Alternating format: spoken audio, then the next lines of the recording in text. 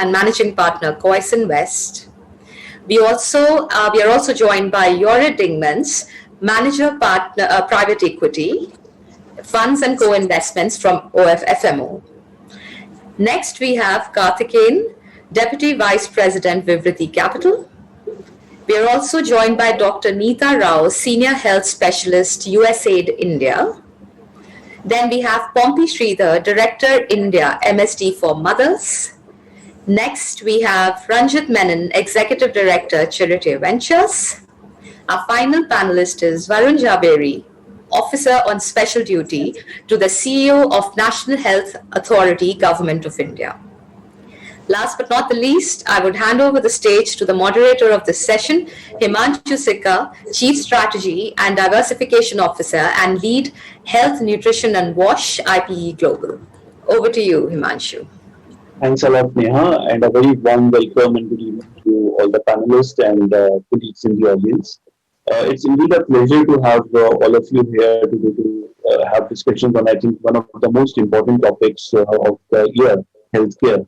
And to be able to gather in a forum like IIC and discuss that and how we can kind of see the emerging opportunities out of the COVID-19 space itself is a great opportunity.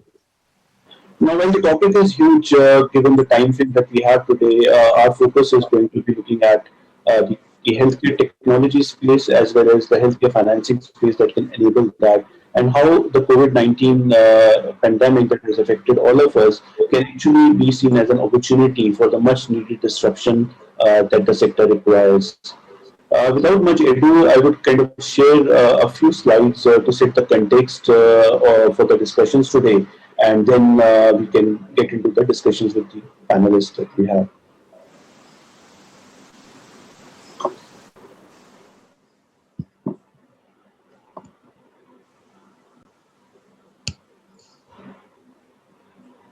So, if we look at the healthcare space over the last decade or so, the country has been improving. The indicators have been improving, whether it's MMR, IMR, or we look at the health infrastructure at our villages or in rural areas, they all have been improving. But at the same time, the situation remains very, very bleak. If you look at the numbers, roughly around 40 million people are thrown into poverty every year due to the health-related expenditure, and reasons for that remain plenty. For instance, India still contributes around 21% of the global disease burden.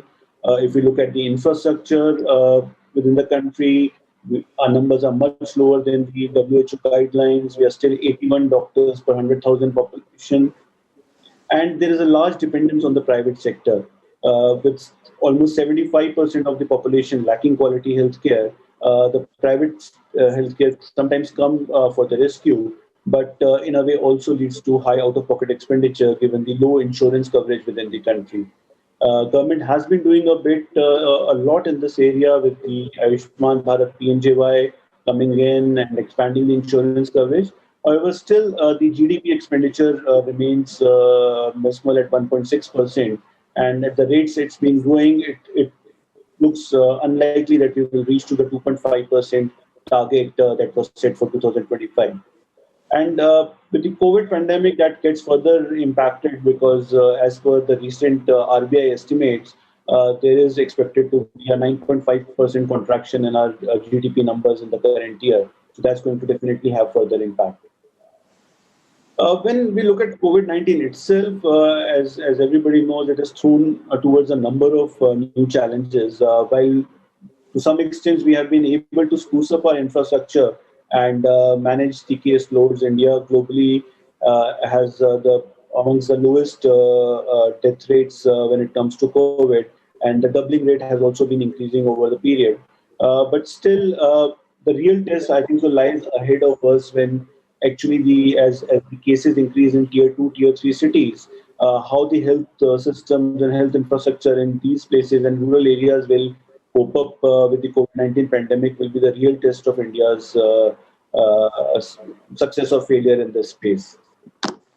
And moving forward, it's not that in India does not have the market opportunity or we don't have the key drivers which are necessary to build health infrastructure.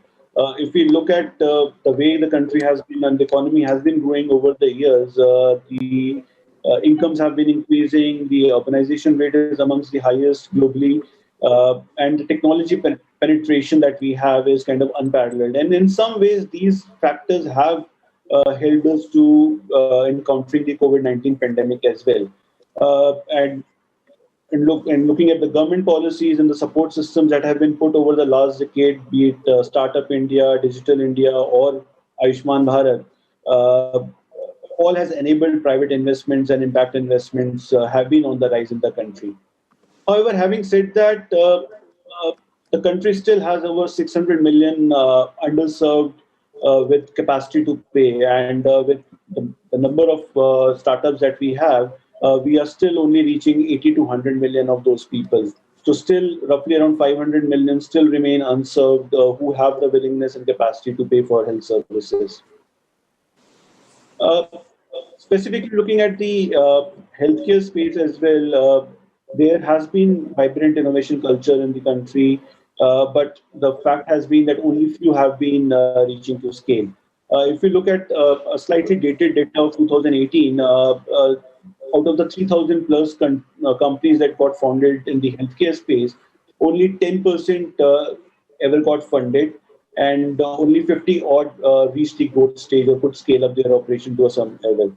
And it's within that also there is a kind of a asymmetry. While the number of 1.1 billion Neha mentioned earlier, going into 85 social enterprises, but that's a very small number when you compare to that overall the for-profit healthcare providers were able to the top 10 were able to raise over 2 billion in resources. There is this asymmetry that still lies when it comes to impact investing in the health space. And there are a number of reasons that we will kind of discuss during the panel discussion. But broadly speaking, it starts with lack of adequate financing in terms of the right mix of financing available for the startup community, especially social enterprises, to issues around procurement, then the procurement systems in the public as well as the private sector, issues around lack of incentive to adopt innovative practices, and generally speaking, kind of overall information asymmetry. A lot of startups or health innovators that you come across are kind of struggling to understand where to go or where to approach the right players to get funding. So overall speaking, there is a need to kind of catalyze investments, and that requires a multi-stakeholder approach and partnerships to drive innovation and transformation. Luckily for us, today's panel, we have representation from almost all kind of stakeholders that are required for these kind of initiatives, be it the philanthropies, the corporates, bilaterals and multilaterals, PE, firms, as well as, of course, the government. And all of these stakeholders need to come together kind of to mobilize the resources required to meet the kind of challenges that we face, and come together also to identify new approaches, be it blended finance approaches, bringing the right mix of debt, grant, equity, which is made available to the innovators, and also try and help address the overall ecosystem challenges. In the last few years, we have been, the country overall has been moving in that direction, be it the social stock exchange or the social impact funds, the alternate investment funds that have been created, as well as new initiatives during the COVID time like Kavach and Act grants, or Samred, which is the blended finance facility being set up with support from USAID and in collaboration with NHA, which are trying to address some of these concerns and bringing together the different stakeholders on a single platform, which can then enable uh, the, the, the promotion or the right kind of financing being available to the healthcare, tech, and other companies in the ecosystem. So maybe to kind of start the discussions, what I would kind of and over the panel discussion, the idea would be to look at three broad areas. One would be whether India is now ready for the long-awaited tech revolution in the health sector, and has COVID-19 kind of brought us to that turning point. We've already seen the kind of initiation of be it telemedicine or use of other technology innovations in this space. Look at that aspect and also look at how has COVID-19 impacted investments in the healthcare overall, and how have the rules of the game changed. And lastly, what kind of new models or customized solutions we can kind of think of for the different players in the healthcare space, service providers, manufacturers, and innovators to address these challenges. Uh, in order to kind of initiate the discussions, maybe may I ask and start the discussions with Mr. You, in terms of what are the kind of emerging trends in your work at Merck that you come across in the technology space and healthcare, and how do you see those kind of enabling your projects or other projects in the ecosystem to provide affordable and quality services to the poor and the needy? Hi, thank you. So, for us at MSD for Mothers, not for Mothers as it's called in the US, our focus is really on combating preventable maternal mortality. And we've been supporting innovations and partnerships in health technology right from the beginning. But I must say that, our pillars of funding have in the beginning grant, and then it's kind of a mixture of grant, impact investment, the first maternal health bond that you've seen in Rajasthan, all the way to the debt and equity and all of those kind of instruments as well. So we start with grants. Once a solution is kind of solidified and seems to be working, we move to supporting it in a manner that we can help create markets or minimum viable products for it. So the connection with the market that is served by insurance, by UHC schemes like Ayushman Bharat are very, very critical. And I think that we see as the key missing link. So the role really of philanthropic capital is also to kind of work together with public funds as well as commercial capital to make this happen. How can some of these solutions really be integrated into the health system so that the private sector can complement the government in a manner that every individual get affordable healthcare? And this is for some reason not happening in fast growing economies, which for some reason don't seem to be investing enough in health. And that's the reason that there is a case for commercial investment. We've seen technologies like telehealth, etc., take off, and not just that. The pandemic forced all our partners and all our solutions to go totally virtual. So, digital is one of the core principles that govern all our investments.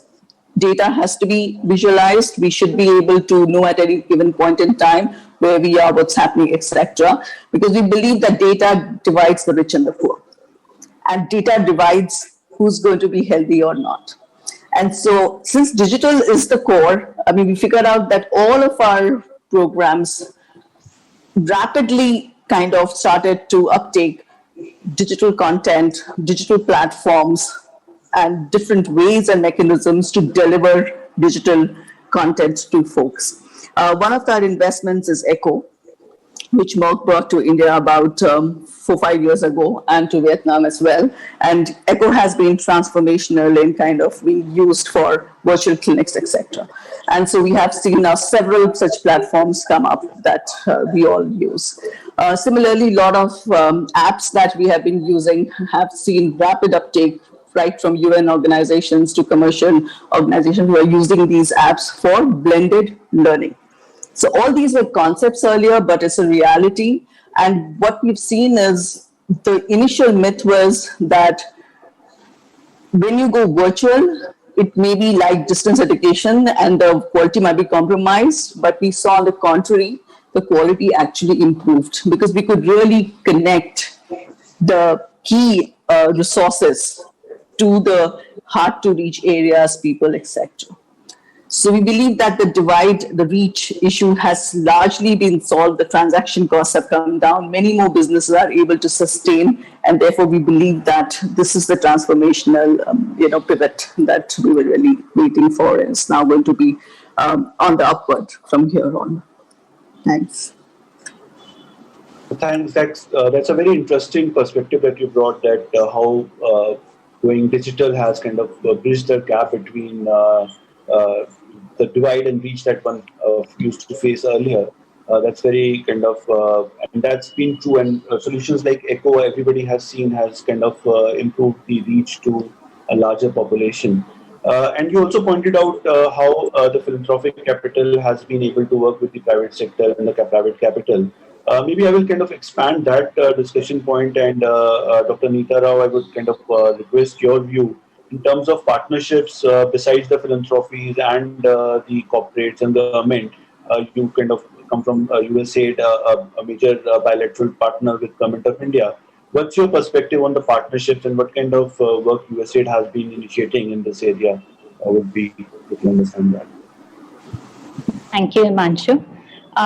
So this, first of all, I would like to state that you have set a very good context through your presentation, where it clearly highlights that the problem of healthcare system in India is largely on the supply side rather than on the demand side. So if we look at our population in India, we are largely a younger population. And by 2021, 34% of this population would be in the age group of 15 to 35 years.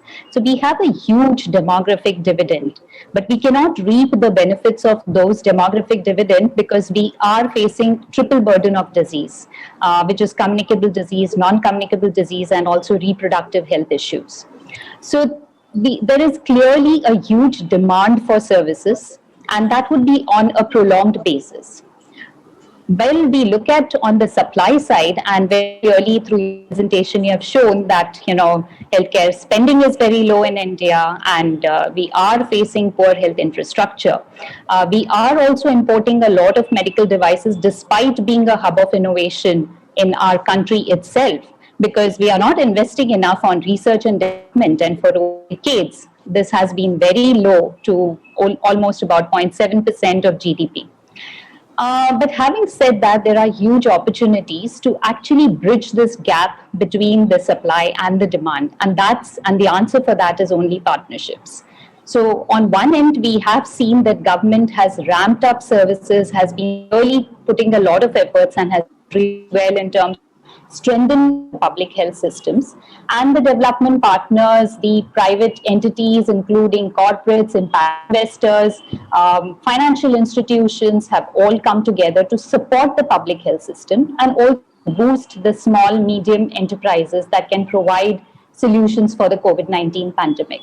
And again, going back to your presentation, you have shown how we have a vibrant private sector, and also going back to what Pompey mentioned, we have a vibrant private sector. But the challenges of really utilizing all of these opportunities to meet the development and the health requirements of the country are largely three. One is mobilizing resources for high impact solutions. Two is sustaining them and scaling them effectively. And the third important challenge area would be to ensure that they actually meet the requirements of the system and also meet the end users' requirement, like the beneficiaries. And largely, it's the base of the pyramid population. As Pompey earlier mentioned, that the digital solutions are really trying to be like a promising solution in this regard.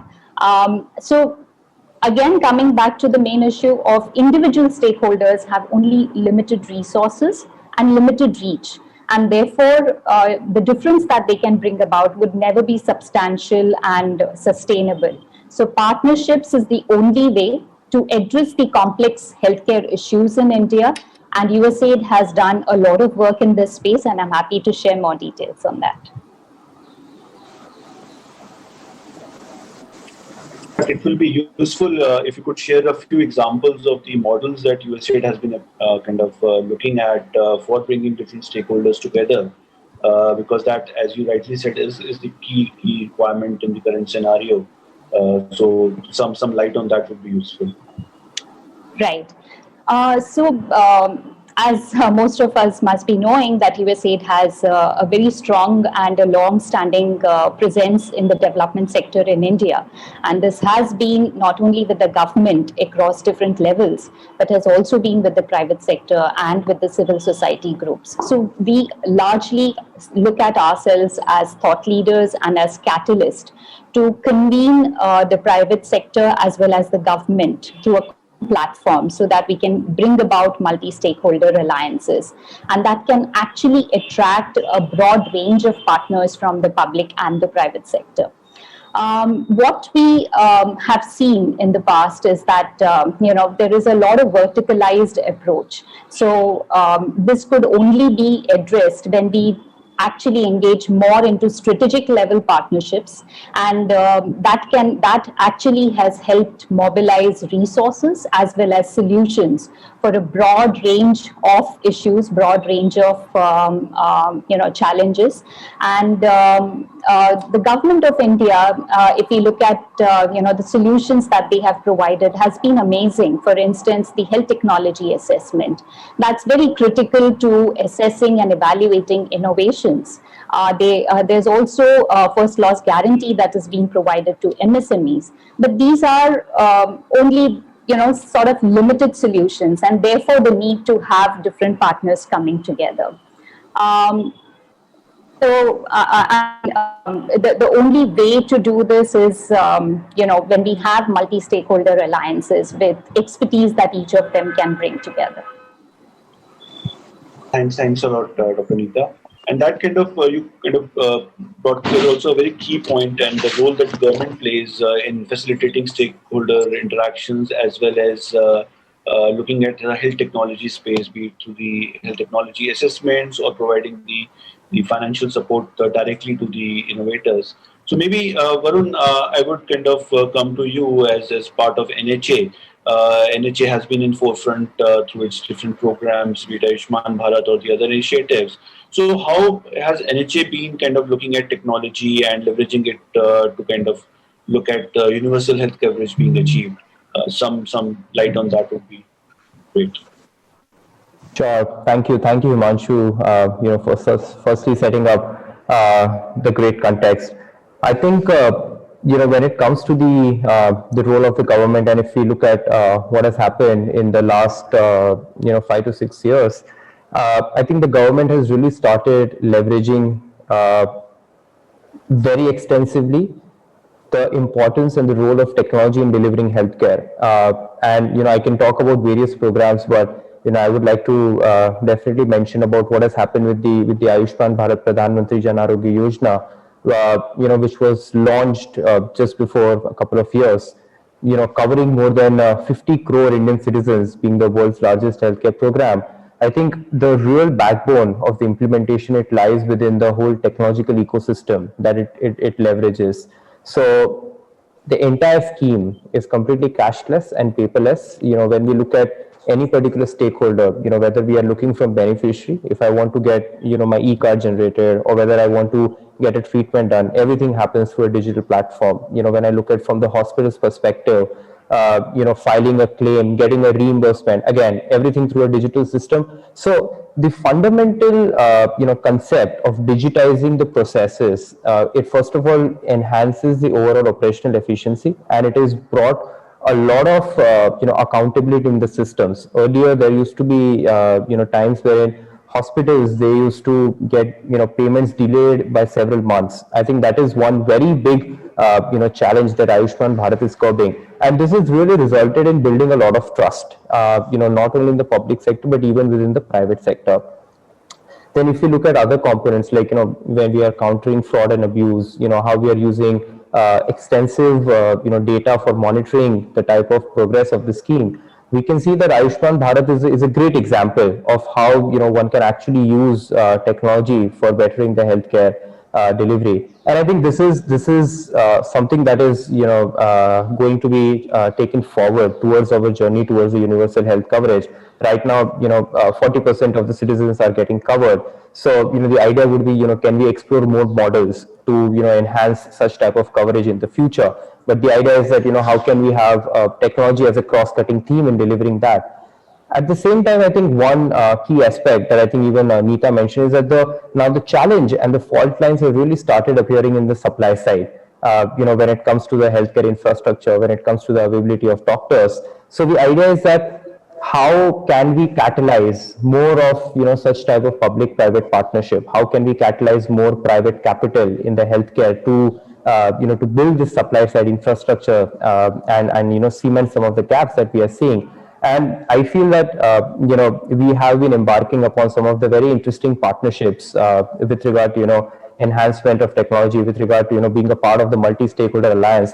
Because the idea is that once the government is a part of the alliance, it brings a lot of sort of the accountability and credibility on board. So the idea is that how can we be a part of such alliances to actually improve the supply side infrastructure which is there. So we have been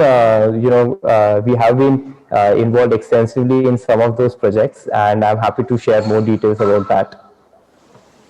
No, it's interesting, Arun, the points that you bring around sprucing up the supply side infrastructure as well as the benefits of digitizing the system that have come in. We also keep hearing about the National Digital Health Mission coming up, and NHA is taking lead on that as well. Plus the other sectoral programs or schemes which traditionally used to face delays and had that trust issue, be it CGHS and all, also possibly in future getting combined with Ayushman Bharat in some ways. So, how do you see technology shaping up the future interventions that NHA is working on, or government at large is working on? Well, I think there is a lot of learnings that the healthcare ecosystem needs to take from how the fintech ecosystem has evolved. If you look at the government's approach in how they created a lot of public digital infrastructure in the financial ecosystem by creating the JAM Trinity, I think a similar sort of a fundamental infrastructure is being created even in the health system, and that is what that is how the entire idea started with regard to the National Digital Health Blueprint, which prompted up the National Digital Health Mission. So the idea resides in the fact that how can we make the fundamental health infrastructure right. The idea is not to make end-to-end services for citizens, but the idea is that how can we set up the right fundamentals, just like how we have the JAM Trinity, on which then you can make a lot of citizen-related services. And I think NDHM is an effort in that particular direction. The idea is that how can we first of all have a unique identifier for citizens, which is a health ID. The second is that how can we have a verified registry of healthcare facilities, because even after 70 years, we still do not have the answer to how many healthcare facilities are available in India. So of course, a lot of efforts have been made to that. But the idea is that how can we streamline that? So that we have the healthcare registry. The third, which is quite a big challenge, is with regard to the availability of doctors, and that to verified doctors. When we go to the rural pockets, there is a surge of doctors with extremely unreliable credentials. So due to that, the entire quality of healthcare, it suffers. So that's how we are making this verified registry, or called the DigiDoctor.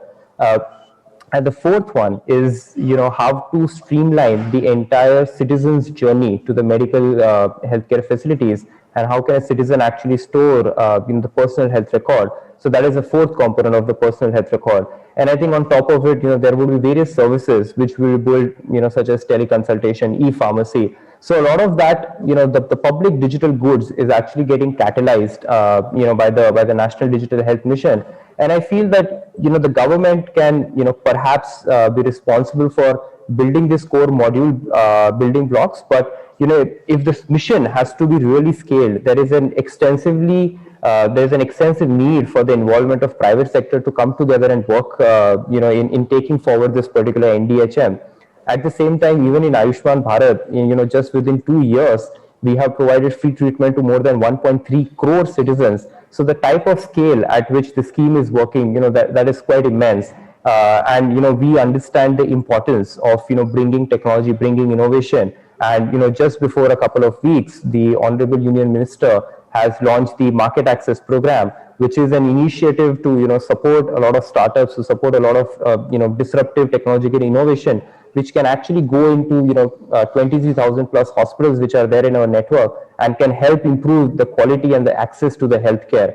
And I'm really glad that we are working with a lot of stakeholders in actually realizing that particular program. So I think the government, with whatever mandate it has, I think I've seen a sort of a alignment and a sort of curiosity to actually go out there and take up projects of large scale. But I think to actually take them to the last mile citizen, I think there is a huge involvement of private sector, and we need support both from the technical side as well as from the private investment side. And that is the reason why I feel this discussion is extremely important to understand what are some of the incentives, what are some of the requirements, where does the private sector want to see itself in the healthcare, and how can we formulate such type of public private partnership to ensure that the healthcare delivery and the access to the healthcare delivery that we have been thinking of improving can actually become a goal that we can realize. So I think when we talk about the universal health coverage, of course Ayushman Bharat is a big disruption. NDHM is going to be I would say a bigger disruption. But I think to actually take them to the ground and to achieve that type of success, the involvement of private sector is very critical. Thanks a lot, Varun, for laying out so well the kind of efforts and initiatives government has been taking and plans to take up, and also the level of private sector involvement, be it on the technology side or on the investment side that the government is looking at. And that sets very well the way that we wanted to kind of take the discussion forward. And that brings me to you, Ranjit. And Chirate Ventures has been working and looking at the healthcare space closely over the years. So, how do you see the government initiatives and the overall scenario in the healthcare space changing over the years? And how is your investment paradigm changing, or is it not changing? And what are the future trends that you see in that space? Thank you very much for having me here and setting up a good context, Himanshu. We are a fund that invests in technology. We're a technology-focused fund. And if you look at the course of the last 10, 12 years, we've invested close to $140 million into healthcare specifically. And this is across, devices, biomaterials, and digital health platforms. Right, and one thing that is very, very clear, and Neeta and everybody else kind of alluded to it, is digital health is kind of emerged as like the almost like the saving grace in the midst of all this challenges that we're seeing globally, right? And it's not like the digital health platforms were not there earlier, right? What we're seeing very interestingly is the fact that the adoption of the practitioners, the clinician community. The adoption of digital platform has gone significantly in the last 6-7 months. Again, going back to your presentation, you had like 0.6, 0.7 doctors to 1,000 people population. That's a huge gap, right? That is at a doctor level. If you start looking into specialties, that number is even more skewed, right? And what doctors have figured out in the last 5-6 months is for them to reach patients, it is important to kind of adopt digital technologies, which was not something that they were very gung-ho about earlier. And so I think that is a clear winner from our side. And if you just look at the data that is published by American Medical Association, I think televisits have gone up by 50%, remote care has gone up by 35%, remote monitoring platforms engagement has gone up by close to 40%. Even in India, we've got a company called HealthPlex, which has close to 4,000 doctors on the platform. The engagement of the doctor community on that has gone up by more than 300%. So clearly, you will see this, that the digital platforms are getting more and more engaged, and adoption is increasing significantly. So I think for us as a fund, when we look at it, our investment thesis is moving more and more towards software-led and digital platforms. This is a clear trend. When we started, we had invested into medical devices, biotech, and so on and so forth. But one of the learnings, if you look back at this, is the supply chain of capital associated with medtech. Again, healthcare is a very, very vast ocean in this. If you take medtech, which is to do with medical devices and technologies associated with it, the supply chain of capital is fairly limited. And if you look at all the money that has gone into healthcare, there's a significant amount of capital that's gone in over the last 5-6 years, but most of that money has gone into into healthcare infrastructure, whether it's private hospitals, diagnostic centers, and so on and so forth. There's very little that's gone into health tech and med tech, and that's fundamentally because I think there are not many investors who understand the technology aspects of this. And also, given the framework, the nature of the business, it takes longer. Regulatory clearances, clinical trials, and so on and so forth. So it takes much longer for some of these companies to kind of completely play out, which is why supply chain as capital is fairly limited. And from our side, the way we're thinking about it is moving more and more towards digital platforms. Like I said, we've invested close to $150 million in this space. Those companies have gone on to raise more than $1 billion, $500 million actually, over the last few years. But most of it has come onto digital platforms, and we believe that that's the way to go. The second aspect of this is, technology such as artificial intelligence. I think that's another area that is emerging, significantly, and more importantly, being accepted by the regulatory folks. We've seen FDA clear a few AI platforms. So that's an area that we think will have a significant impact. Again, the important thing here is to note that the idea here is not to replace the doctor, right? I mean, doctor will always continue to remain at the center of healthcare delivery, but clearly trying to see how we can augment his ability, his productivity, clinical outcome, improve clinical outcomes using AI technologies. I think that's another area that we're very, very interested in. And one last area that we think is emerging very interestingly is small devices that are home-based, right, or consumer devices around health, which helps people monitor themselves, help remote engagement, remote monitoring, and so on and so forth. So I think those are 3-4 areas that as a early stage tech fund that we are very, very interested in and looking to support. And I'm happy to look at anything anybody doing in this space to see how we can work together. Ranjit, if I can just have a small follow-up on the points that you mentioned. So, is your investment thesis more driven by the regulatory challenges that you face in other kind of interventions? Is that one of the key reasons, or are there reasons beyond that also that, or is it purely the nature of these businesses which can scale up very fast with the kind of limited kind of investments required that drives investment? Yeah, the regulatory overhang does play a role, Himanshu, in our investment decision, because we're a 10-year asset class. So there is a certain time period in which the company needs to scale. We need to exit. I mean, so there are a bunch of associated stuff, and if there are areas that are absolutely uncertain with respect to clearances, registrations, clinical trials, the complexity and the risk on the investment significantly increases, right? Which is one of the concerns. Having said that, like I said, we've been consistently investing in devices, and we've figured out areas. I mean, there are FDA takes much more longer, CE takes a little bit less longer. So I think we are also learning with these frameworks to figure out how early stage companies can navigate this landscape to kind of grow. The other piece that we think is interesting is a vertical model where the discovery is digital led and there's an assisted offline delivery in a vertical framework, right? And that I think is an interesting model because you can help people because of the challenges in terms of access get doctors or specialists on digital platforms, but then have an assisted model which helps them in the offline delivery. I think so. There are models that is a combination of physical offline presence plus digital discovery, which is from a healthcare delivery perspective. And while on the tech piece, whether it's AI, whether it is devices, we continue to look at it while very, very clearly understanding that the lead times on these are fairly longer compared to the rest.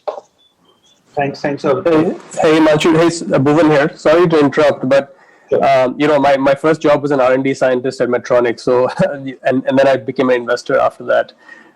So regulation, I agree with you, Ranjit. But the fact is, regulation is there anywhere in the world, right? These are things that go into your body. By and large, they will be regulated. But some places have more innovation and some places have less innovation. I think there are the few issues that we face, at least when we look at investments. The first one is that the size of the Indian healthcare system, I know it feels vast, but actually it's pretty small, right? And I'm going to compare it to the US, which is an unfair comparison because the US spends more than anybody else in the world. So it's the wrong comparison, but just humor me. The size of the US healthcare system is the size of the GDP of India. And the size of the Indian healthcare system is the errors in the payments in the US. So it's actually, while we have 4 times the population. So we actually have a very small healthcare system for the people that we have. And that's some of the points that folks have been making from the supply side. The issue that comes up then is if you're a startup and you have to go through all the hoops of regulation and all that kind of stuff, and your end market is so small, what do you do? I mean, and as an investor, are you going to put your money in that startup? So what ends up happening, and Ranjit probably has experience in this, is that then you push these guys, why don't you export to the US? Why don't you export to EU?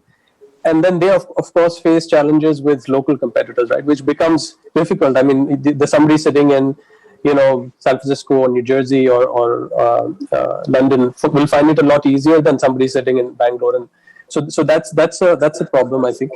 I think the other thing is that we don't have a strong government spend, and we don't have a strong insurance coverage. Most of the folks are not covered. So what that means is nobody is able to take a 5 or 10 year view. So if you have a diabetes device, if you have a device that's going to actually help your health for 10 or 15 years, increase compliance, it's not worth it because the guy will have to pay out of pocket. He'll have to pay 1 lakh, 2 lakhs, 3 lakhs out of pocket, and he simply cannot afford it because nobody's willing to finance it and take a long-term view. So at least in my view, I mean, those are some of the very real challenges, which is why medtech in India, I think it's extremely challenging right now. And apologies for interrupting, but it's something that I felt strongly about. I think it's a very valid concerns, Bhuvan, from your end, and these are real challenges that we also see when we are interacting with health innovators, be it manufacturers or be it technology innovators. These are the real-time challenges that they are facing. But as KKR is kind of one of the leading investors in the healthcare space within the country, how do you see, what kind of models are you looking at, and how are you trying to address some of these challenges? Is it a longer investment period that's required or something else? Yeah, I think, look, there are something that we are really, really good at, right? And so we have tried to figure out what those are. So as an example, we are really good at low cost manufacturing. We're a little bit of the pharmacy to the world, right? We supply 30% of the US pills and medicines by volume. And the reason for that is we actually do a really good job at good cost and good quality. We can provide both of that. So that's a theme that we've spent a lot of time on. The other one is actually providing services at scale. So I wouldn't call it services at lowest cost, but there is a services at scale that we are able to provide. Right? So if you look at a Narayana or somebody, you look at medical tourism, people do come to India for transplants. It's those are difficult things to do. Yet folks fly into India to get it done because when you look at cost and quality, it is worth doing, right? Orthopedics, even heart transplants. I think some of the opportunities going forward will be around, as folks have pointed out, domestic pharma, how it's going digital. So, there are many large pharma companies which have 5,000, 10,000 people in their sales force. Those guys obviously were not able to go and meet the doctors, right? So typically when you go meet a doctor, you'll have 3-4 of them sitting outside. That was not happening over the last few months. So I think there's been some innovation around how do you reach a doctor, and hopefully that sort of continues, and that's a higher quality engagement for the doctor. So I think one of the things that is required is that we do have a large variability in the quality of the doctors and the continuing education of the doctors. So if that can be sort of aided by some of these private companies, I think that's probably helpful. And telemedicine, of course, has been around for decades. Nobody is bothered with it. But finally, it seems to be catching on a little bit, and so hopefully some of that sticks. At least my personal experience has been that there are, not the multi-specialty hospitals, but some single specialty hospitals like eye hospitals and all, which have been able to do consults over telemedicine and get back to the number of consults they were doing pre-COVID, which is quite heartening. But it's pre-COVID, but it's all online. So I think that's quite heartening. I think some of the issues that that come up. One is, and again, want to be a bit provocative, but with all due respect, I don't think we've been very innovative in delivery or in products. So if you look at 10 years ago, there was a lot of buzz around India will figure out the low cost, high efficacy delivery model for healthcare services. And at least from where I sit, the only folks that have been able to do this, and this is well known, are the eye care centers, right? They've just done a fantastic job. But other than that, I mean, you have here and there. So as I look at scale, I would look at again Narayana. It's well known, so I'll use that as an example. But even Narayana today, that's the mission.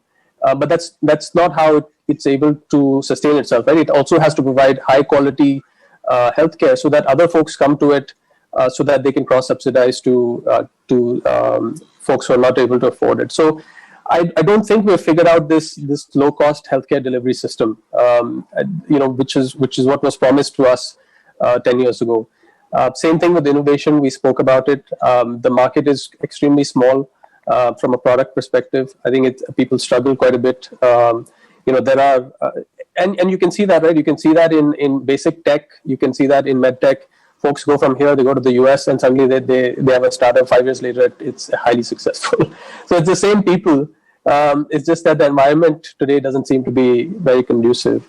And then the last concern for me is really quality, right? We just seem to be focused on cost, which manifests itself a lot of times with price caps and things like that, but not quality. So when Bottle of Lies came out and everybody said, "Oh my God, it's so terrible," and look at all the bad things these people are doing, the reality is those were actually US FDA sites where these things were manufactured, and in general, those sites in India are 5 times better than the average.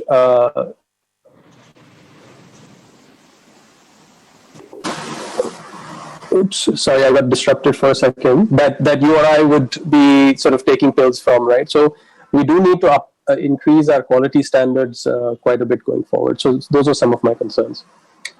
And thanks, Bhuvan, for the overall perspective. And you were right when you started saying that manufacturing is something that India has done well and has the cost economies, and that's also reflected in the last 6 months investments. If you were to see in the healthcare space, pharma manufacturing has received the maximum investments in the country.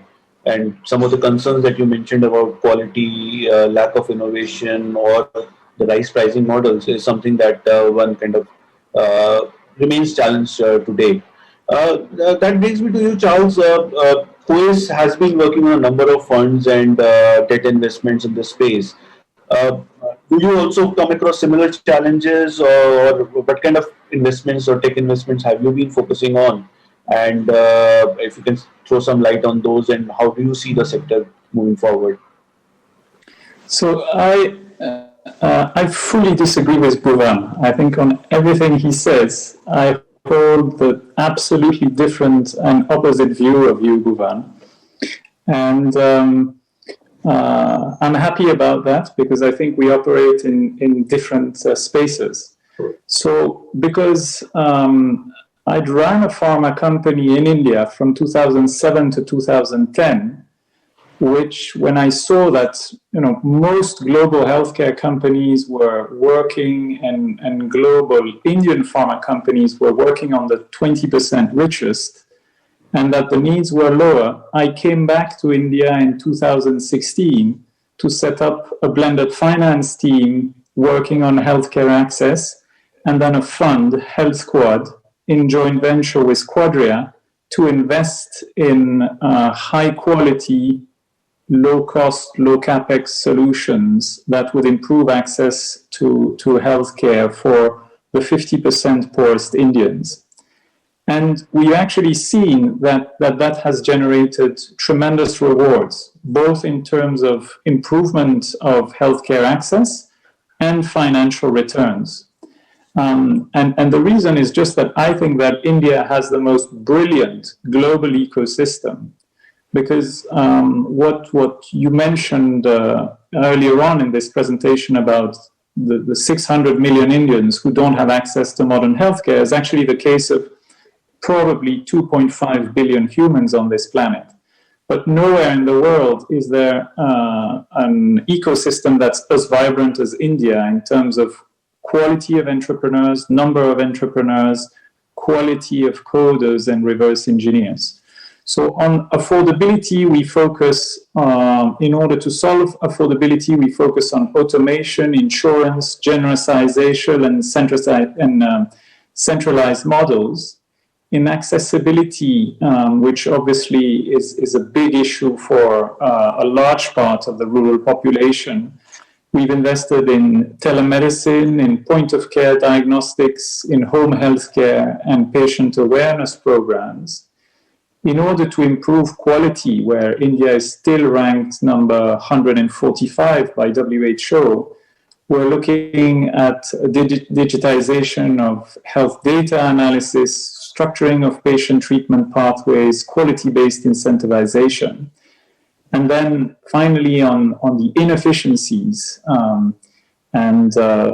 there's a lot of them, with 85% of diagnostics and the distribution industry that's still unorganized in healthcare. There's a huge amount of improvements in supply chain management, data digitization, and demand channelization. So a few examples. First, on the healthcare delivery side, we've invested in a urology and nephrology company, AINU. So the founder of the company was trained at Narayan Health, was convinced that Narayan Health could be replicated in nephrology and urology, and he did so. So their services are 30 to 40% cheaper than those you would get at Fortis, Max, or Apollo. The quality of care is comparable, and the return on capital per unit is close to 30%. Same thing in maternal care. While many in maternal cares failed or are not performing well, Ovum that we invested in Bangalore is doing remarkably well. And then we also invested in the largest single multi-specialty hospital chain in UP, Regency. And there, it's the whole multi-specialty ecosystem that's designed to be low cost. And obviously, each of these need to work on digital outreach to patients, patient flow management inside. But then on the digital side, we've invested in THB, the Healthy Billion, who have patient data on 45 million patients, and they're adding 5 million a month. And that data is analyzed and then sold to health insurers to help them decrease the cost of their health insurance as they understand better medical credit risk. And they've also offered a huge amount of support to pharma companies who wanted digital reps, and designed during the pandemic and the lockdown a solution for reps. Medica Bazaar that we've been investing in has been supplying more than 250,000 SKUs across the whole of India, not in 3 weeks as a bricks and mortar distributor would do, but in 3 days, and 30% cheaper than a distributor. And they're supporting those small clinics and diagnostic stores with an AI tool that allows them to better purchase.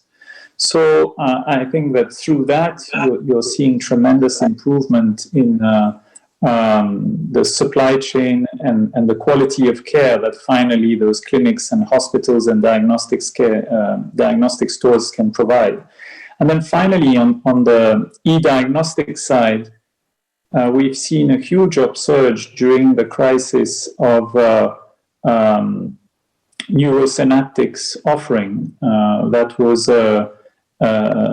rolled out in more than 3,000 rural areas, allowing any patient to have access at the tip of their fingers to 40 metabolic data points that were then sent to a doctor who could then give the right consultation to them at a distance. So I think that yes, Bhuvan is right in the sense that it's not been easy for the very large companies to adapt their models, although some of them are embracing it. And there have been numerous challenges, be they regulatory, be them the absence of a strong payer model, be it the logistics issues. But on the other hand, I think that we're seeing a remarkable number of innovative solutions that are coming through and that have potential way beyond India. It's actually quite easy for these companies, once they're successful in India, to export to Africa, where prices per intervention are very often twice that of India. So I'm enthusiastic, and LPs are as well. They've had more than 45% IRR on our first fund, and that's why we've closed, done the first close of our second fund above the expectations that we had. And these are small numbers, 70 million. It's definitely not the size of transactions that KKR would look at, but might look at the size of the transaction, but surely not the size of the fund. But the final fund will be significantly larger than that. And the growth that we're seeing in that space is tremendous. And Charles, what do you see as the sort of challenges for these companies to become, 10 times, 20 times their current size, or 50 times, right? Because I think all of us would just love to see that. Well, I'm dying to come and see you with one of them that will be 10 times larger. There are a few that have generated 10x from the day where we invested, but that's probably not. I think it's really so. We are looking for companies that go into that have models that are not going to come into the regulatory issues that there are in India, and that are not going to suffer from the absence of deep payer models, and so that are looking for solutions that the patients can pay for, or that a corporate in the value chain will benefit from, or a series of corporates, and that have a capacity to execute. So for most of them, like for most companies in India, it's really a question of execution. And if I could just increase massively the OPEX, which I'm trying to do now because there's a lot of space in the talent pool now. But I think that if we can really just attract the best operators in these companies, they will scale. And that's the major issue. Now, I'm not telling you that in UP, it's damn hard to operate, and regulations always come, and approvals always come late, and yes, we've definitely lost some time according to our plans there, but overall, I think that quite a few of these companies are going to be multi-billion companies, and that they will soon be at your size. When we started working on this space in 2015, nearly all global investors thought we were nuts, and that you can only make money in healthcare with the wealthiest patients. And we said, no, the technology is perfectly designed for personalized, low-cost, quality care distributed to a massive volume, and hence to be profitable and an attractive investment. And nearly none of them believed us. And now MSD have invested in the fund. TIA-CREF have invested in the fund. Sweat Fund have invested in the fund. And we're in discussions with loads of others.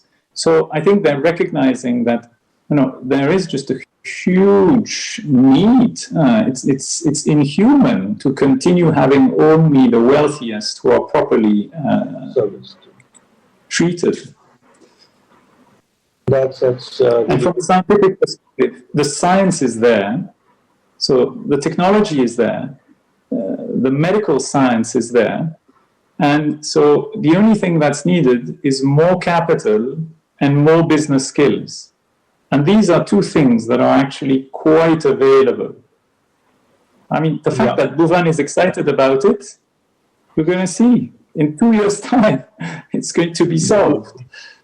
I think it's a key area that we all need to look closely at, given that social enterprises is something that require the most support in a country like ours to provide the services at a affordable manner. Pompey, Charles mentioned Merck making some investments into the fund, but do you see that as a model for Merck, or do you also see other ways in which you can leverage social enterprises as a corporate philanthropy to integrate them better with the health services and help them scale their operations? Okay, thanks. I think this has been a very interesting discussion, and what we see our exit in terms of what we do under philanthropy in these social entrepreneurs. And India has the right ecosystem. At the end of the day, unless healthcare is going to be of good quality, the market will not sustain. And we've seen that.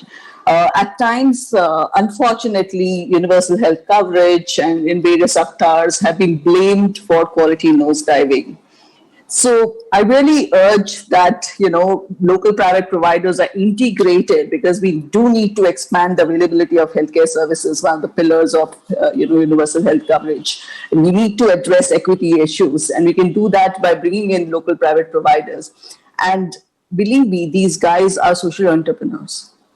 We've seen them put in capital, we've seen them create markets and take up and adopt so quickly that they can really complement the public system and also help government create that fiscal space.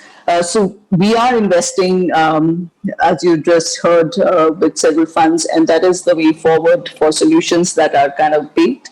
But yes, we do believe that the local private providers and the social entrepreneur system needs support at this point, and we're happy to do that. Thanks, Pompey, for that. I think that the discussion then takes us to the next level, that where do we see the challenge in getting the right kind of capital into the healthcare innovation space, be it for the providers or for the manufacturers or for the innovators. Karthikeyan, you have been looking at the healthcare space and also looking at a lot of debt investments in this space. How do you see that? What is the key restrictions for the flow of capital to be social enterprises or healthcare in general? And how do you see that those challenges can be addressed? Sure. Thanks, Himanshu. I think it's been a very, very interesting discussion so far. I think going back to Bhuvan's question of how can these companies grow 50x, I think one of the answers is definitely capital, and specifically debt capital, which can bring in a lot of efficiency for a company which is growing. So if we really see across the healthcare value chain, different segments of the value chain have different set of constraints. I think Ranjit clearly pointed out the problems faced by medical devices manufacturers. It's a lot of R&D that needs to be done. Even today, the Indian companies are largely on the consumable side. They need to go up the value chain. So that requires a very, very detailed understanding of the business model. So I think debt funding is a little bit of a far cry there. But on the other side of the healthcare value chain, in the delivery or diagnostics, we are seeing reasonably good penetration of debt. But still, have we reached the potential debt levels that these companies can take? The answer is no. I think the IIC's Bridge Gap report, which was released on this forum a couple of days back, very clearly pointed out that there is a huge gap between the debt that is there on the balance sheet of these companies vis-a-vis the potential debt which these companies can probably pick up. And healthcare is probably the third sector in that pecking order. I would kind of highlight a few generic, specific reasons inherent in the healthcare business models. I think understanding these reasons itself can help us understand the solutions. So first of all, I think the healthcare delivery business especially has a pretty long gestation period as well as payback periods. So which means that these sector companies would require a pretty long-term funding, especially the greenfield ones. RBI did a very effective step of including healthcare into the infrastructure lending definition way back in 2013. But still, we are not seeing too much of a offtake on long tenor loans. Only those very highly rated companies are able to probably tap this, say, a 10-year plus kind of a product in the market today. Otherwise, what we are also seeing is that the business model itself has certain constraints which may not be there in some of the other businesses which the traditional banking or the NBFCs are used to transact with. Typical thing would be the working capital cycle. So most of the B2C healthcare companies have a negative net working capital cycle. So a company may not be able to get funding from a working capital lender because they may not have a drawing power under NPBF. But that doesn't mean that they don't require capital. They do require capital to fuel their growth, expansion, and other aspects of their business. Similarly, the companies which have been catering to government schemes generally have very stretched receivable periods, which again will deprive the companies of their drawing power. But I clearly pointed out that things are changing in the current scenario. We are seeing the receivable periods coming down. That's a definite positive. We are also seeing that on the field.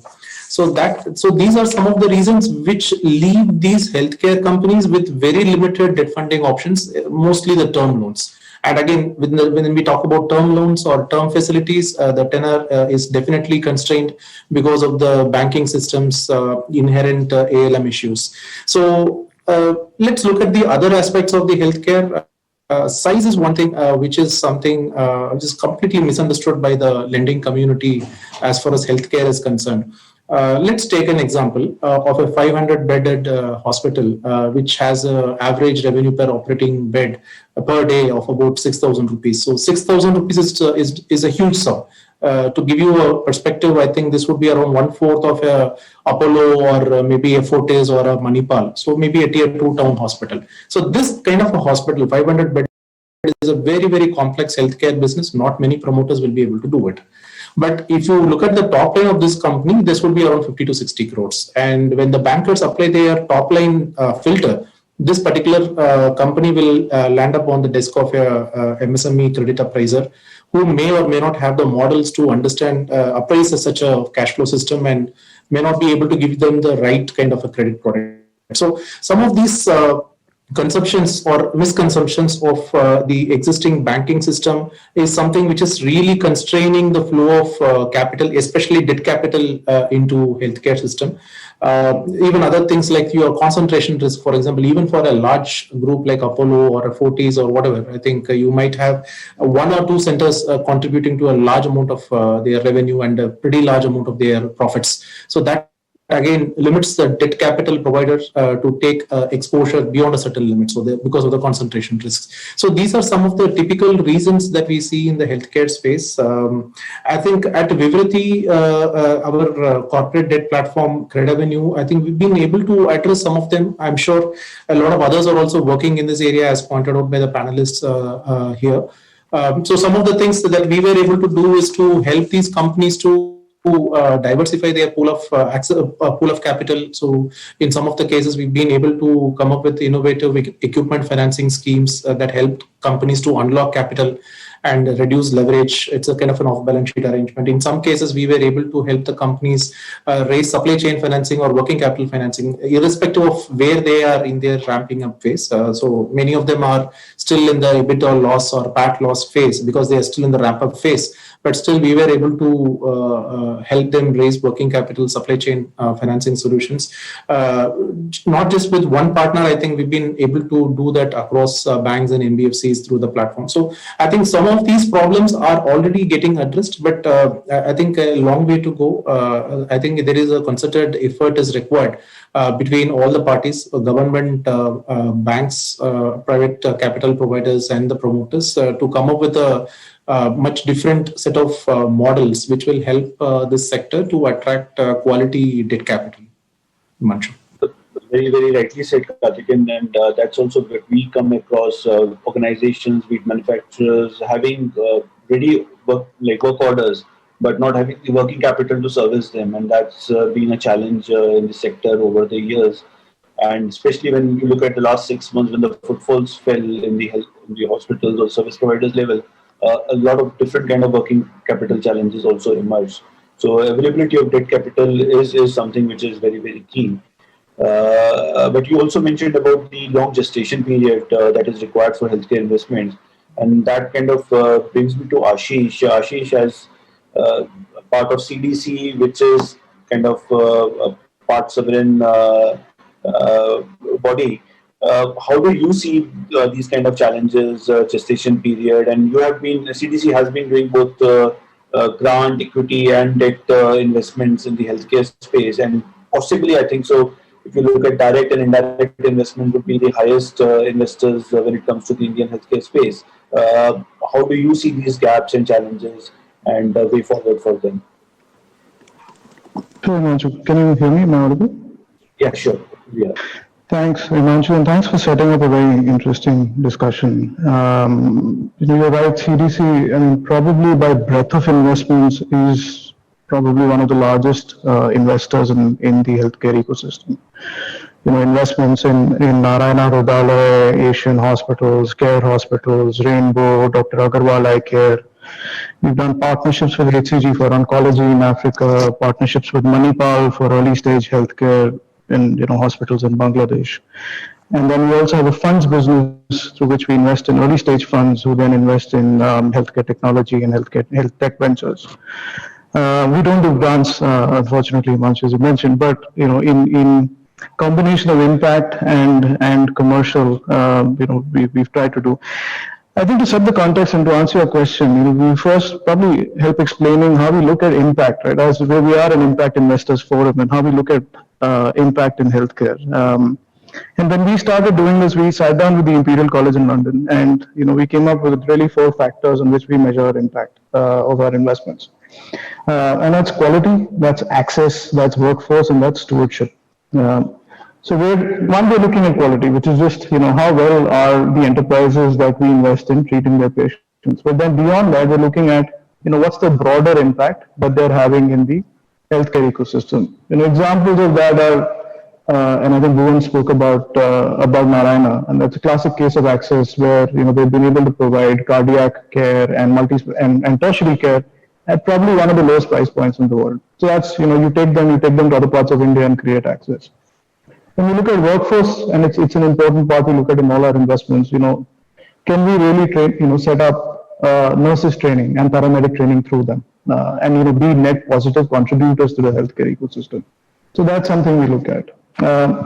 We look at stewardship, which is really is the enterprise going what's expected of it and really going beyond in that field. So if you look at Rainbow Hospital and what they do in pediatric and neonatal care, they're really setting or bringing global standards in terms of delivering premature babies, blue babies, etc. So we're looking at all of that. And your question was around changes in funding, etc. I mean, just to give you a context, we speak about the size of the sector again. Bhuvan gave some statistics. Our estimate is just for core healthcare services, secondary, tertiary, quaternary, maybe some part of primary healthcare, the country needs about $32 billion of investment. Okay, now. If you could now compare that to when we looked at how much private equity and other forms of FDI capital have come into only healthcare in the last 10 years, it's $4 billion. We then split that $4 billion into how much really gone as primary investment to set up beds and clinics. It's $1.4 billion. Right. So the numbers really start shrinking as you keep slicing and dicing them.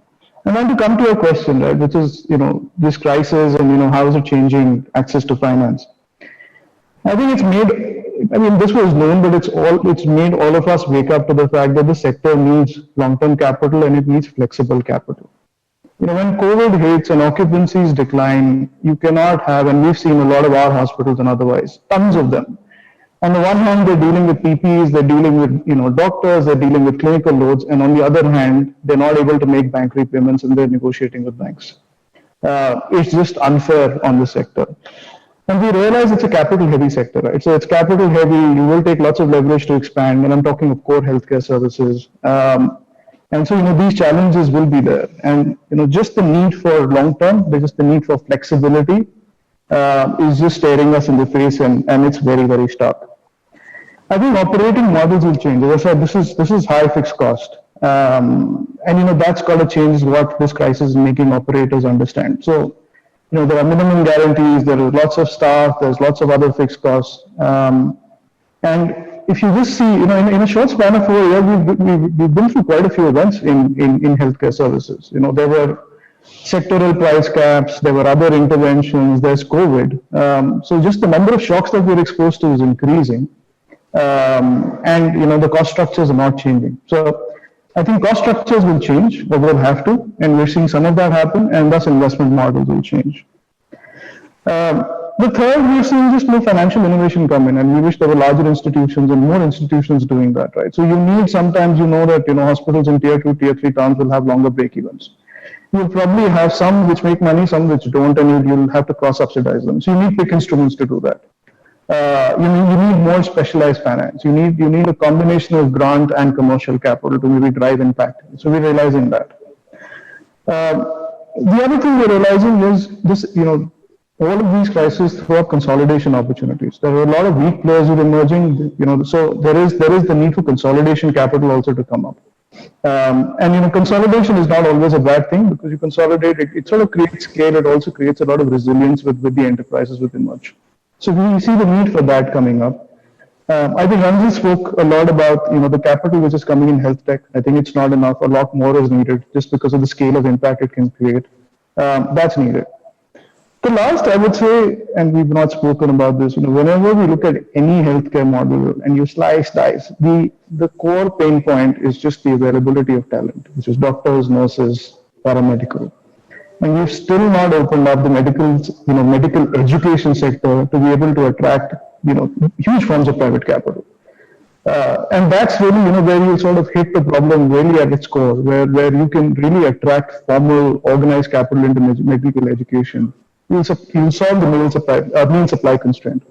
So I think that's my answer, Himanshu, on what's needed in terms of financing. Thanks, Ashish, for that overview. And it's really kind of emphasizes the overall need for financing for the sector. What you mentioned, that be it debt capital or equity capital, it is required, and the level of the scales that we want to reach requires more and more investors coming forward and investing in the space. That kind of brings me to you, Rohit. You have been a patient listener, and as I understand, sorry, Himanshu, I think Charles had a question. Sorry, I didn't see that. Charles, you want to ask the question? Thanks a lot, Bhuvan. I just wanted to underline how important the point of Ashish is, of the need to align all different stakeholders in the healthcare value chain if we want the revolution that's ongoing to be accelerated.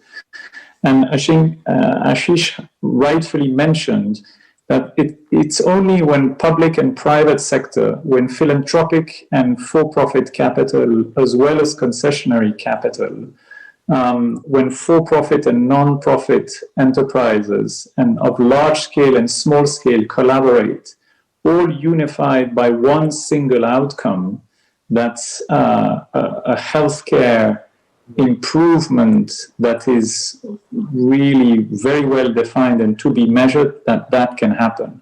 And that's why at COIS we have, on one hand, investments in healthcare technology and healthcare innovations, and on the other hand, blended finance. Because only through these blended finance instruments, as Ashish rightfully said, can all parties be aligned and bring some changes that the best healthcare tech companies or the best healthcare delivery companies are only going to be able to do in a very limited and siloed manner. but that if you want that to take place really at the bottom of the pyramid, it has to be with financial products that are designed as a tool to bring all these parties together. So sorry for interrupting you, but I really felt that the point of Ashish was so relevant. Yeah, very, very rightly pointed, Charles. Yorit, from your perspective as FMO, part of FMO, the Best Development Bank, how do you see, like you've heard the government, the bilaterals, the corporates, as well as your fellow investors, and somebody who is not was looking closely at the healthcare space as a potential investment arena. How do you see the discussion, and how do you see the challenges that are there can be addressed, and what would be your perspective of making your investments into the healthcare space in the country? Yeah, thank you very much for that question, and also thanks for the interesting points which were raised by the others so far. It's been I've learned a lot. But prior to this panel, I've done a little bit of research into our systems with regards to the amount of investments that FMO has already made into healthcare. And as to put it into context, FMO has exposure in 84 different countries in emerging markets across the world. So you would expect quite some healthcare exposure there. Also, if you zoom into India, which is our largest exposure in terms of funds coming from our own balance sheet. At this moment, we've got about 500 million euros deployed into India. About 300 in debt products, about 200 in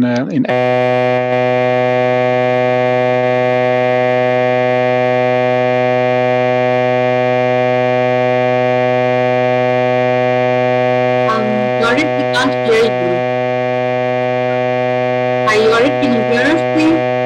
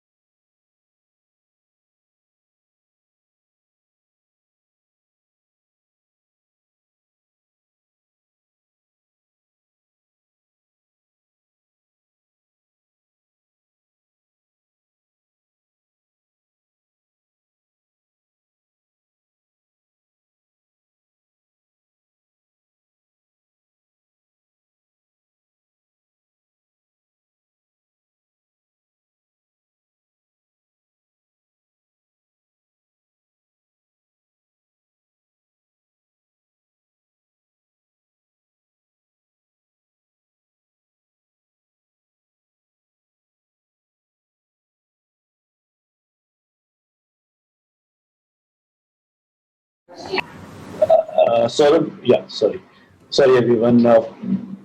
As we talk about head technology, I think so. There are some improvements that are required on the video calling as well in the country, but that's fine. So I think so. We I'm have not sure if the technology roundtable is not done, then you have something to talk about there. So.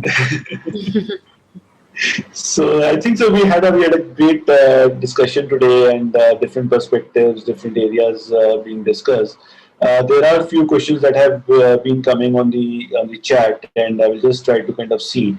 I think the first question that's coming for the investors, and I would ask maybe Bhuvan or Ranjit to take it up, is your investment thesis work focused on the current gaps observed in the health tech space, or does it take a longer term view in terms of India's need? And I think so from the second perspective, it could also be Ashish who could address. and how much is India's need being looked at when you're making your investment thesis vis-a-vis the requirements of the sector? Yeah, I can just give a quick answer to that. Our mandate is really on the impact investing side. We have an impact investing fund, and that mandate is really to do both P style, P returns type of deals, but also those that have an impact angle. So we would have to look at both India's need as well as the returns, and make sure that both the criteria are satisfied. From our side, I think we are, like I said, 10-year asset class, so we have that view. Having said that, it's also important to make sure that investors see capital back. So it's a combination of both. While we see opportunities that are relevant today, but we also are looking for opportunities that are relevant 5-6 years from now when exits potentially can happen. So I think that's the view that we will have. Sorry, Manju, what was the second question again? So basically looking at India's needs, how much focus is on India's need vis-a-vis the when you're making your investment thesis for the country? Well, so CDC only invests in South Asia and Africa. These are the two large geographies we invest in, and that's because 2/3 of the world's poor population lives in these areas. And then within South Asia, just given the size of India and the means, obviously a very large portion of our capital flows into India. And that's been true of healthcare as well. The other thing I would add, as an organization, we look at crowding in private capital rather than crowding out. So if there are areas in healthcare which are relatively mature, where there's enough private capital, that's not an area for CDC. Where CDC can play a role in leading, some capital which can then crowd in further private capital, that really scores high for us. Thanks, Ashish. Varun, there are a couple of questions for you. One of the things that one of the audience members wants to understand is the rollout of National Digital Health Mission. When can we expect that to happen, and will that include access to healthcare for the masses, or how will that enable that? Well, so if you look at the current status of the National Digital Health Mission, it has been rolled out in 6 different union territories, and it is right now more in a pilot mode, wherein the idea is to understand what is the implementation effectiveness of the different core building blocks which have been rolled out. So there's been a lot of monitoring that is happening with regard to what is the type of user experience, how effective is the system, what are some of the gaps that we need to bridge in before actually scaling it for the entire country. So I think there is a lot of feedback, there is a lot of I would say learnings that is happening from this particular pilot. In terms of one more very interesting aspect which is also happening in the National Digital Health Mission is actually the NDHM sandbox. Right from the time that NDHM has started its pilot, NDHM has also created a sandbox, so that any type of digital technologies or any type of digital disruptions can actually apply to that sandbox model and can test the NDHM environment. So as I said before, that we want the private sector to come forward and build services. The idea is that they can test this NDHM sandbox, they can test this environment, and they can start aligning their particular services to this environment. So here also we have received I would say quite an interesting response, and along with completing the pilot and starting to scale up the NDHM across different parts of the country, we are also looking at ensuring that the technologies which have come to the sandbox, they can be evaluated and they can be certified, so that those services can also be started to be built on the top of the NDHM core building blocks. So that is the whole idea behind the NDHM implementation. Thanks, Varun. Yorit, welcome back. Unfortunately, there was some tech issue earlier, and we couldn't hear you. But besides answering my earlier question, if you could also kind of cover another question from the audience, which wants to understand how the economies of investments have changed because of COVID. So if you could also kind of put some light on that as well. Yeah, well, I'll try, and hopefully we won't be interrupted by technical issues anymore. Yeah, as with the economies of COVID, at this moment, the economies of COVID have only had a very negative effect on our portfolio. So we've seen our portfolio shrink with about 12% in value, and this is a global portfolio. Obviously, that's looking back a little bit. Looking forward, there are some interesting trends to see in how some of some of our investments have been developing. So what we've seen, for example, is that some of the tech investments that we've done are actually doing quite well, while some of the investments we have in the hospitality sector obviously are not performing as originally anticipated. So how will COVID affect our investment strategy going forward? I think we will, going forward, always take the impact of these pandemics into our into the business case and see and try to anticipate how the investment would respond to such an event. And there you see that anything which well, at this moment, which seems to be tech related, seems to be more resilient than also traditional some of the old traditional economy investments that we've been doing. So that is in short the answer to your question. And the only thing I would have to add is that it's also a work in progress. So we're still evaluating as we go, and hopefully we'll get out of this a little bit smarter.